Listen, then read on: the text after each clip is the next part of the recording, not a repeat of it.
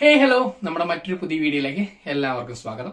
അപ്പൊ ഈ ഒരു വീഡിയോയിൽ നമ്മൾ നോക്കാൻ വന്ന റിയൽമി ഏറ്റവും ലേറ്റസ്റ്റ് ആയിട്ട് നമ്മുടെ മാർക്കറ്റിലേക്ക് കൊണ്ടുവരുന്ന C35 എന്ന് പറഞ്ഞ ഫോണിനെ പറ്റിയാണ് ഈ ഒരു വീഡിയോയിൽ നോക്കുന്നത്. നമ്മൾ ഓൾറെഡി സീരീസ് ഉള്ള ഫോണുകൾ കണ്ടിരുന്നതാണ്. ആദ്യം വന്നപ്പോൾ 7,000 രൂപ റേഞ്ചിലേക്ക് വന്നൊരു ഫോണായിരുന്നു. അതായത് കീപാഡ് ഫോണുകളിൽ നിന്ന് അപ്ഗ്രേഡ് ആയിട്ട് വരുന്നവർക്കൊക്കെ മികച്ചൊരു ഓപ്ഷൻ ആയിരുന്നു ഈ ഒരു സീരീസ് എന്ന് പറഞ്ഞാൽ. നമ്മൾ കഴിഞ്ഞ കണ്ടിരുന്ന C25 ഒക്കെ വന്നപ്പോൾ ഏകദേശം 11,000 രൂപയൊക്കെ ആയിരുന്നു. ആ ഒരു സെയിം സെഗ്മെന്റിൽ തന്നെയാണ് ഈ ഒരു C35 എന്ന് പറഞ്ഞ ഫോണിനെ ഇപ്പൊ റിയൽമി അവതരിപ്പിച്ചിരിക്കുന്നത്. ഈ ഒരു വീഡിയോയിലൂടെ നമ്മൾ C35ന്റെ ഫുൾ സ്പെസിഫിക്കേഷനും അതുപോലെ പ്രൈസിംഗും മറ്റു കാര്യങ്ങളാണ് നോക്കാൻ പോകുന്നത്. നമ്മുടെ ചാനലിൽ ആദ്യമായിട്ട് വരുന്ന ചാനൽ ഇതുവരെ സബ്സ്ക്രൈബ് ചെയ്തിട്ടുണ്ടെങ്കിൽ ഒന്ന് ചാനൽ സബ്സ്ക്രൈബ് ചെയ്തതിന് തൊട്ടപ്പുറമുള്ള ബെൽ ഐക്കണോട് തന്നെ എനേബിൾ ചെയ്തിട്ട് പോവുക. സോ നമുക്ക് നേരെ വീഡിയോയിലേക്ക് കിടക്കാം. സോ ആദ്യം തന്നെ ഈ ഒരു ഫോണിന്റെ ഡിസൈൻ എന്ന് പറഞ്ഞ കാറ്റഗറിയിൽ സ്റ്റാർട്ട് ചെയ്തതിന് ഈ ഒരു ഡിസൈൻ എനിക്ക് പേഴ്സണലി നല്ലപോലെ ഇഷ്ടപ്പെട്ടു. കാരണം ഈ ഒരു ഡിസൈൻ എന്ന് പറഞ്ഞാൽ നമ്മൾ 25,000 രൂപ 30,000 റേഞ്ചിലുള്ള ഫോണുകളിൽ കാണുന്ന ഒരു ഡിസൈനാണ്. അതുകൊണ്ട് തന്നെ ഈ ഒരു പ്രൈസ് സെഗ്മെന്റിലേക്ക് റിയൽമി കൊണ്ടുവന്നിരിക്കുന്നത് വെച്ചാൽ വളരെ മികച്ച കാര്യം തന്നെയാണ്. റിയൽമിയുടെ 9 Pro പ്ലസ്, അതുപോലെ നോട്ട് CE2, ഓപ്പോയുടെ Reno 7 സീരീസിലൊക്കെ കണ്ടിരിക്കുന്ന സെയിം ഡിസൈൻ ആണ്. സോ നല്ലൊരു ഡിസൈൻ തന്നെയാണ് ഇവിടെ നൽകിയിരിക്കുന്നത്. അവിടെ ഉപയോഗിച്ചിരിക്കുന്ന ഒരു ഗ്ലാസ് ബാക്ക് ഒന്നും ഇവിടെ നൽകിയിട്ടില്ല. ഈ ഒരു പ്രൈസ് കൺസിഡർ ചെയ്യുമ്പോൾ അതും ഒരു പ്രശ്നമായിട്ട്, അല്ലെങ്കിൽ ആ ഗ്ലാസ് ബാക്ക് എന്ന് പറഞ്ഞ കാര്യം ഒരു കമ്പനി നൽകാത്തതുകൊണ്ട് നമുക്ക് ഇവിടെ ഗ്ലാസ് ബാക്ക് വേണമെന്ന് പറയാനും പറ്റത്തില്ല. പ്ലാസ്റ്റിക്കിന്റെ ഫ്രെയിം തന്നെയാണ് നൽകിയിരിക്കുന്നത്. സോ ഡിസൈനിന്റെ കാര്യം അതായിരുന്നു തന്നെ. ഇനി ഈ ഒരു ഫോണിന്റെ തിക്നെസ്സും വെയിറ്റ് നോക്കിയാണ്. ഈ ഒരു ഫോണിനകത്ത് വരുന്ന തിക്നെസ് എന്ന് പറഞ്ഞാൽ 8.1 mm തിക്നെസ് ആണ് വരുന്നത്. അതുപോലെ വെയിറ്റ് വരുമ്പോൾ 189 ഗ്രാമിന്റെ വെയിറ്റും ആണ് വരുന്നത്. സോ അത്യാവശ്യം ലൈറ്റ് വെയിറ്റ് ആയിട്ടുള്ള ഫോണോ അല്ലെങ്കിൽ തിക്നെസ് കുറേ ലൈറ്റ് ആയിട്ടുള്ള ഒരു ഫോണെന്ന് തന്നെ നമുക്ക് പറയാം. ഈ ഒരു ഫോണിന് നൽകിയിരിക്കുന്ന ബോക്സിയർ ആയിട്ടുള്ള ഒരു ഡിസൈൻ ആണ്. ഇപ്പോഴത്തെ ട്രെൻഡും ഈ ഒരു ബോക്സിയർ ഡിസൈൻ തന്നെയാണ്. സോ ആ ഒരു ഡിസൈനൂടെ നമുക്ക് കാണാൻ കുറച്ചുകൂടെ ഒരു ഇൻട്രസ്റ്റിംഗ് ആയിട്ടുള്ള ഒരു ഡിസൈൻ തന്നെയാണ്. സോ എന്തായാലും ഒരു 15,000 രൂപയ്ക്ക് താഴെ വരുന്ന ഫോണാണെന്ന് പറയുന്ന രീതിയിലുള്ള ഡിസൈൻ ഒന്നും അല്ല ഇവിടെ റിയൽമി നൽകിയിരിക്കുന്നത്. സോ എന്തായാലും അത് വളരെ മികച്ച കാര്യം തന്നെയാണ്. ഇനി ഡിസ്പ്ലേയുടെ കാര്യത്തിലുള്ള 6.6 ഇഞ്ചിന്റെ ഒരു ഡിസ്പ്ലേ ആണ് നൽകിയിരിക്കുന്നത്. IPS LCD പാനലാണ്. നേരത്തെ റിയൽമി സീരീസിൽ നമ്മൾ HD+ സ്ക്രീൻ ആണ് കണ്ടിരുന്നെങ്കിൽ ഇവിടെ ഫുൾ HD+ സ്ക്രീൻ നൽകിയിട്ടുണ്ട്. സോ അതൊരു വെൽക്കമിംഗ് ആയിട്ടുള്ള ചേഞ്ച് തന്നെയാണ്. സോ നല്ലൊരു കാര്യം തന്നെ എന്ന് പറയാൻ നമുക്ക് അവിടെ റിയൽമി ചെയ്തിരിക്കുന്നത്. 60 ഹെർട്സിന്റെ റീഫ്രഷ് റേറ്റ് ആണ് നൽകിയിരിക്കുന്നത്. 90 ഹെർട്സിന്റെ റീഫ്രഷ് റേറ്റ് ഇതിന്റെ ഒരു പ്രൈസ് കൺസിഡർ ചെയ്യുമ്പോൾ നൽകാമായിരുന്നു എന്ന കാര്യം എനിക്ക് പേഴ്സണലി തോന്നുന്നുണ്ട്. കാരണം ഇപ്പൊ പല കമ്പനികളും 90 ഹെർട്സ് ആമോലെഡ് പാനൽ ഒരു 13K റേഞ്ചിലേക്ക് കൊണ്ടുവരുമ്പോൾ ഇവിടെ ഒരു IPS LCD പാനലിൽ full HD higher refresh rate നൽകാത്ത വേണമെങ്കിൽ ഒരു പോരായ്മയായിട്ട് നമുക്ക് പറയാവുന്നതാണ്. സോ അതായിരുന്നു എന്തായാലും ഡിസ്പ്ലേയുടെ കാര്യത്തിലോട്ട് വരുമ്പോൾ. ഇനി പെർഫോമൻസ് ഡിപ്പാർട്ട്മെന്റിലോട്ട് ഇവിടെ നൽകിയിരുന്ന യൂണി SoCയുടെ T616 എന്ന് പറഞ്ഞ ടൈഗർ 616 എന്ന് പറഞ്ഞ ചിപ്സെറ്റ് ആണ് നൽകിയിരിക്കുന്നത്. ഇതൊരു 12 നാനോമീറ്ററിന്റെ ഒരു ചിപ്സെറ്റ് ആണ് നൽകിയിരിക്കുന്നത്. ഈ ഒരു ചിപ്സെറ്റ് എന്ന് പറഞ്ഞാൽ ഒക്ടാകോ ചിപ്സെറ്റ് ആണ്. 1002 ഹൈ പെർഫോമൻസ് സ്കോർ വരുമ്പോൾ എന്ന് വെച്ച് കഴിഞ്ഞാൽ 2 GHz ആണ് ക്ലോക്ക് സ്പീഡ് ചെയ്തിരിക്കുന്നത്. അത് കോർട്ടെക്സിന്റെ A75 ഇത് ചെയ്തിരിക്കുന്നത്. പിന്നെ വരുന്ന മറ്റേ 6 എഫിഷ്യൻസി കോർ വരുമ്പോൾ 1.8 GHz ക്ലോക്ക് സ്പീഡ് ചെയ്തിരിക്കുന്നത്. കോർട്ടെക്സിന്റെ A55 ഇത് വരുന്നത്. ഇതിന്റെ GPUന്റെ കാര്യത്തിലുള്ള മാലിയുടെ G57 MP1 എന്ന് പറഞ്ഞ ഒരു GPU ആണ് നൽകിയിരിക്കുന്നത്. അപ്പൊ ഈ ഒരു ചിപ്സെറ്റ് നമ്മൾ പൊതുവെ കാണാത്തൊരു ചിപ്സെറ്റ് ആണ് ഈ യൂണി SoCയുടെ ചിപ്സെറ്റ് എന്ന് പറയാം.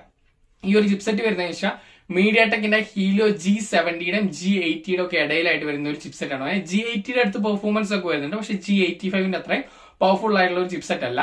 അത്യാവശ്യം കുഴപ്പമില്ലാത്ത പെർഫോമൻസ് ഒക്കെ കിട്ടുന്ന ചിപ്സെറ്റ് ആണ്. ഇനി യൂണി SoC ചിപ്സെറ്റ് എങ്ങനെയുണ്ടെന്നുള്ള കാര്യമൊക്കെ ഇപ്പൊ വലിയൊരു പഴയ ചിപ്സെറ്റ് കമ്പനി ഒന്നുമല്ല, പുത്തനായിട്ട് വന്നിരിക്കുകയാണ്. അതുകൊണ്ട് തന്നെ നമുക്ക് ഇതിന്റെ പെർഫോമൻസും കാര്യങ്ങളൊന്നും കൂടുതലായിട്ട് അറിയത്തില്ല. അപ്പൊ അതുകൊണ്ട് എന്തായാലും നിങ്ങൾ വാങ്ങിക്കുവാണെങ്കിൽ പെർഫോമൻസ് നോക്കിയാൽ ഈ ഒരു G70യുടെയും G80യുടെ ഇടയിൽ വരുന്ന ഒരു പെർഫോമൻസ് നൽകുന്ന ഒരു ചിപ്സെറ്റ് എന്ന് പറയാനേ പറ്റത്തുള്ളൂ. ബാക്കി കാര്യങ്ങളൊന്നും ഈ ഒരു ചിപ്സെറ്റിനെ പറ്റി കൂടുതലായിട്ട് പറയാൻ പറ്റുന്നില്ല. ആ ഒരു ചിപ്സെറ്റിന്റെ ഡെഡിക്കേറ്റഡ് ആയിട്ടൊരു വീഡിയോ ഞാൻ മറ്റൊരു അടുത്ത വീഡിയോ ഒക്കെ ആയിട്ട് അപ്ലോഡ് ചെയ്യുന്നതാണ്. അപ്പൊ നിങ്ങൾക്ക് ആ ചിപ്സെറ്റിനെ പറ്റി കൂടുതൽ മനസ്സിലാക്കണമെങ്കിൽ അതുവഴി മനസ്സിലാക്കാൻ സാധിക്കുന്നതാണ്. ഇതിനകത്ത് നൽകിയിരിക്കുന്ന 4GB റാമാണ്. LPDDR4X റാമാണ് നൽകിയിരിക്കുന്നത്.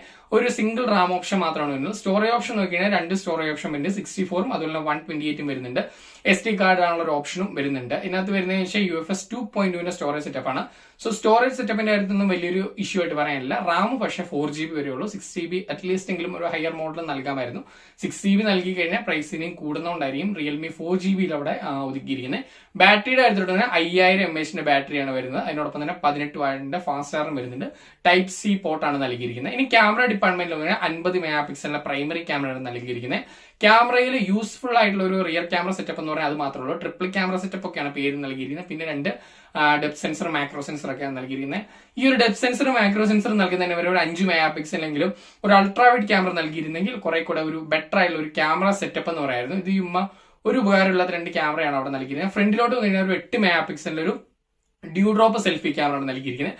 അതും എനിക്ക് ഒരു പേഴ്സണലി എനിക്ക് ഇഷ്ടപ്പെടാത്ത കാര്യമാണ്. ഒരു 13 മെഗാപിക്സലിൽ അറ്റ്ലീസ്റ്റ് നൽകാമായിരുന്നു. ഈ 8 മെഗാപിക്സലൊക്കെ വെച്ച് അധികം വലിയ ക്യാമറയുടെ ക്വാളിറ്റി ഒന്നും വലിയ രീതിയിൽ വരുന്നതല്ല. അല്ലെങ്കിൽ തന്നെ റിയൽമിയുടെ ക്യാമറ അത്രയും ഒരു അടിപൊളി പെർഫോമൻസ് നൽകുന്നില്ല. അപ്പൊ 8 മെഗാ പിക്സലൊക്കെ ആകുമ്പോൾ പിന്നെ പറയേണ്ട ആവശ്യം പോലും വരുന്നില്ലല്ലോ. അപ്പൊ നിങ്ങൾക്ക് കാര്യം കൂടുതൽ മനസ്സിലാകുന്നത് സൈഡ് മൗണ്ട് ആയിട്ടുള്ള ഒരു ഫിംഗർ പ്രിന്റ് സെൻസറാണ് നൽകിയിരിക്കുന്നത്. സോ എന്തായാലും നല്ല കാര്യം തന്നെയാണ്. ഇപ്പൊ നമുക്കറിയാം മൈക്രോമാക്സ് അല്ലെങ്കിൽ മൈക്രോമാക്സ് അല്ല മോട്ടറോള ഈ ഒരു പ്രൈസ് സെഗ്മെന്റിലൊക്കെ അവരുടെ റിയർ ഫിംഗർ പ്രിന്റ് സെൻസറാണ് നൽകുന്നത്. അത് വെച്ച് നോക്കുമ്പോൾ സൈഡ് ഫിംഗർ പ്രിന്റ് സെൻസർ നൽകിയിരുന്നത് വളരെ മികച്ച കാര്യം തന്നെയാണ്. 3.5 ഹെഡ്ഫോൺ ജാക്കും കാര്യങ്ങളൊക്കെ വരുന്നുണ്ട്. ആൻഡ്രോയിഡ് ലെവലിലും റിയൽമി UI R എഡിഷനിലുമാണ് ഈ ഒരു phone out of the box വരുന്നത്. അപ്പൊ ഇതായിരുന്നു ഈ ഒരു ഫോണിന്റെ സ്പെസിഫിക്കേഷൻ എന്ന് പറഞ്ഞാൽ. ഇനി ഒരു ഫോണിന്റെ പ്രൈസിംഗിലോട്ട് ഓൾറെഡി പറഞ്ഞിരുന്നത് 4GB റാമിന്റെ ഓപ്ഷൻ മാത്രമാണ് വരുന്നത്. 64 128GB സ്റ്റോറേജ് ഓപ്ഷൻ വരുന്നുണ്ടെന്ന് പറഞ്ഞു. ഇതിന്റെ ബേസ് മോഡലായ 4+64 വരുന്നത് 11,999 രൂപ, അതായത് 12,000 രൂപയ്ക്കാണ് വരുന്നത്. ഹയർ മോഡലായ 4+128 വരുമ്പോൾ 1000 രൂപയുടെ കൂട്ടി 12,999 12,999 13,000 രൂപ എന്ന പ്രൈസ് സെഗ്മെന്റിലാണ് വരുന്നത്. അപ്പൊ ഇതായിരുന്നു ഈ രണ്ട് ഫോണിന്റെ പ്രൈസിംഗ് എന്ന് പറയാം. ഇനി ഈ ഒരു ഫോൺ വാങ്ങിക്കണമെന്ന് വെച്ച് കഴിഞ്ഞാൽ ഈ ഒരു സെയിം പ്രൈസ് സെഗ്മെന്റിൽ തന്നെ ഇൻഫിനിക്സ് അവരുടെ നോട്ട് 11S എന്ന് പറയുന്ന ഫോണിനെ ഇറക്കിയിട്ടുണ്ട്. ആ ഒരു ഫോണിലേക്ക് വരുമ്പോൾ ആമലോഡ് പാനൽ കിട്ടുന്നുണ്ട്, കുറച്ചുകൂടെ ബെറ്റർ ആയിട്ടുള്ള പെർഫോമൻസ്, മീഡിയ ടെക്കിന്റെ Helio G88 കിട്ടുന്നുണ്ട്, 33 വാട്ടിന്റെ ഫാസ്റ്റ് ചാർജിങ് കിട്ടുന്നുണ്ട്. അത് കൺസിഡർ ചെയ്യുമ്പോൾ ഈ ഒരു ഫോണിനേക്കാൾ എന്തുകൊണ്ടും ബെറ്റർ ആയിട്ടുള്ള ഒരു ഓപ്ഷൻ എന്ന് വെച്ച് കഴിഞ്ഞാൽ നോട്ട് 11S ആണ്. പിന്നെ റിയൽമിയുടെ ഫോണൊക്കെ വേണമെന്നുള്ളവർക്ക് തീർച്ചയായിട്ടും കൺസിഡർ ചെയ്യുന്ന ഒരു ഓപ്ഷനാണ് ഈ ഒരു ഫോൺ എന്ന് വെച്ചാൽ. ഫോണിന്റെ സെയിൽ എന്ന് തുടങ്ങുന്ന നോക്കി കഴിഞ്ഞാൽ ഈ വരുന്ന 12-ാം തീയതി മാർച്ച് 12-ന് 12 മണി തൊട്ടാണ് ഈ ഒരു ഫോണിന്റെ സെയിൽ സ്റ്റാർട്ട് ചെയ്യുന്നത്.